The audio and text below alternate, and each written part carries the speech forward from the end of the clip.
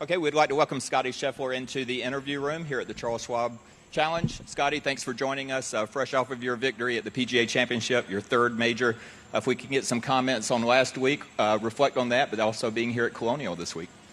Yeah, I mean, last week was a great week. Was fortunate to be leaving on Sunday with the trophy, and yeah, it's good to be back here in Texas playing at home. This is a golf course that I really love and always enjoy coming back to, so I'm looking forward to the challenge that this golf course presents. It's a little bit of a different golf course than last week, so yeah, trying to get prepared.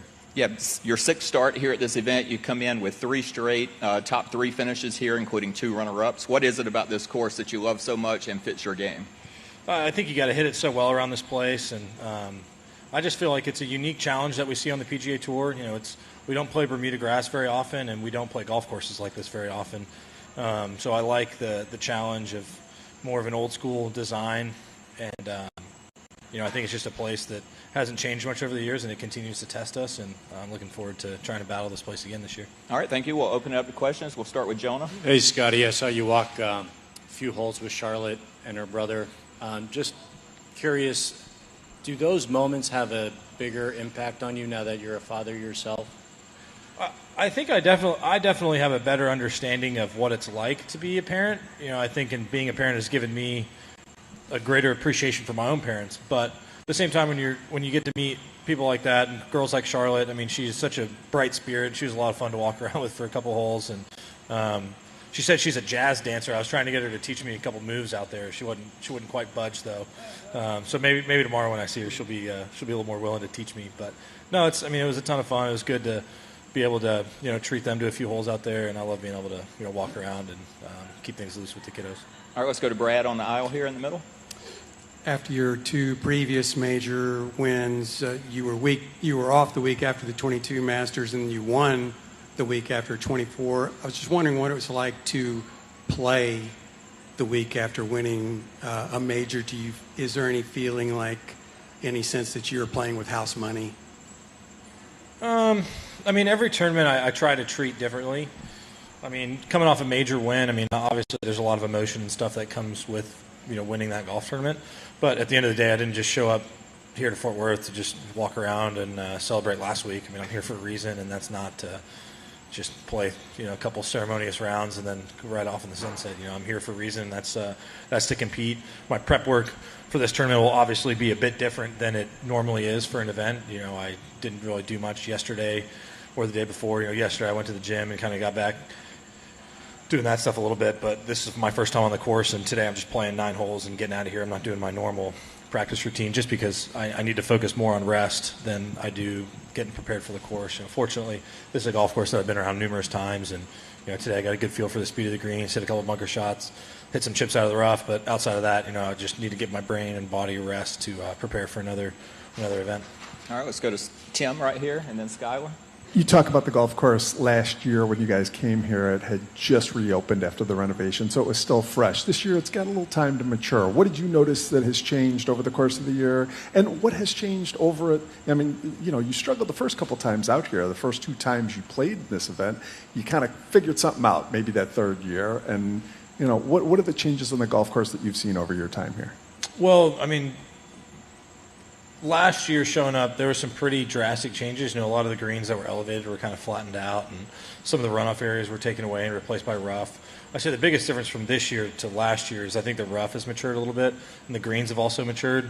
The greens are still quite firm, so I think it should be a pretty good test. It looks like we're not going to get much rain this week, so the golf course should only continue to firm up, and it should be a pretty good test. Did you see that Defender out there? It looks like something Jim Nantz could buy off you in about 15 years. Yeah, I did. I did see the Defender. It looks nice. It looks nice. All right, over here, let's go Skylar and Mac. Scottie, we know how important the Byron Nelson is to you, but it seems like maybe you picked this over perhaps the Signature Truist event just to avoid, 6 or so weeks in a row of playing. First of all, is that the case? And secondly, the same kind of question, how important is Colonial to you just based on it being in your home market and things like that? Yeah, I think anytime I can sleep in my own bed and play a golf tournament is a nice thing. It's really nice to be able to be here at home, and we always get great support here in the Metroplex, and it's always fun coming back here to play Colonial. And like you said, I love the golf course here. I think it's a great test, and so that's also one of the big reasons I try to come to this event each year is just for the golf course. But overall, it's great to be back in the Metroplex. So like I said, we get great support, so it's a lot of fun to play in front of a home crowd. All right, Mac, and then Art. I got two questions for you. Have you wondered at all personally in the last 2 years, because you've been on a heck of a run here, if you'd still have the same achievements had everybody from the other tour been in all the tournaments that you've been playing in? Have you ever thought, I wonder if I'd still finish, would I still be number 1 or 2 or any of those things, had Bryce and Brooks and those guys been with you consistently throughout this entire duration? Do I think that some of the results would have changed? Yeah. Who knows? I mean, I only get to compete against those guys 4 times a year, and that was their choice, not mine. And so, at the end of the day, I'm here competing and doing the best I can, and that kind of stuff. What's the point of me thinking about? I mean, there's really absolutely no point to that. We get 4 chances to compete against them, and last week went well, and I'll get another chance here in a few weeks.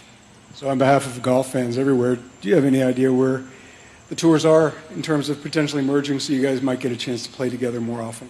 I mean, I don't really know. That's for the higher ups to decide. And I've said it a few times this year. If you want to figure out what's going to happen in the game of golf, go to the other tour and ask those guys. I'm still here playing the PGA Tour.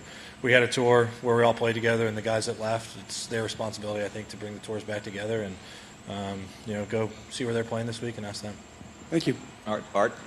Hey, Scottie, you certainly got a lot to choose from now with 2 Masters tournaments and PGA and a lot of other stuff. What's the coolest golf memorabilia you've gotten from some of your wins or some of the stuff that you've got? I mean, I guess the coolest piece of memorabilia I got to give back when you don't win the tournament is probably the green jacket. I mean, that's always tough having to give that one back, but you got it when you're there, though.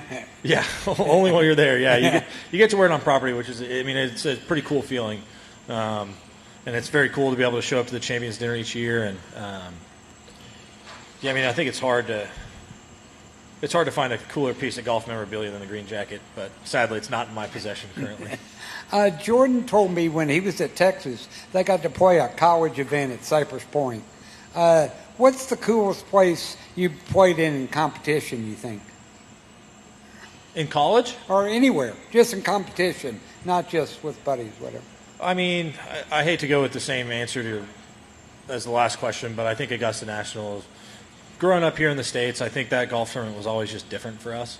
And having it hosted on the same golf course each year in such a special place, I think anytime you're able to step foot on that golf course and play it, I think it's one of the best tests of golf that we see all year. And,